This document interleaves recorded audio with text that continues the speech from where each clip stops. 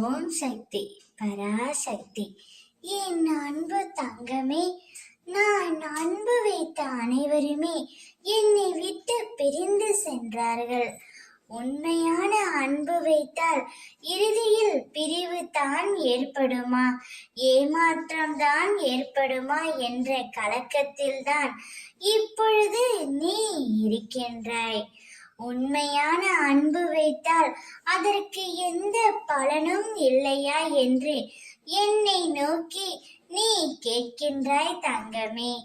உண்மையான அன்பிற்காக அனுதினமும் நீ ஏங்கி தவித்துக் கொண்டு இருக்கின்றாய். அது உனக்கு கிடைக்கவில்லை என்றால் மனம் வருந்துகின்றாய் தங்கமே. இவ்வுலகத்தில் எதுவுமே நிரந்தரமில்லை. யாருக்கும் யாரும் சொந்தமும் இல்லை. தாய், தந்தை, கணவன், மனைவி, அண்ணன், தம்பி, குழந்தைகள், எந்த உறவுமே உன்னுடன் இறுதி வரை வராது. அனைத்தும் ஒரு கட்டுக்குள் முடிந்துவிடும்.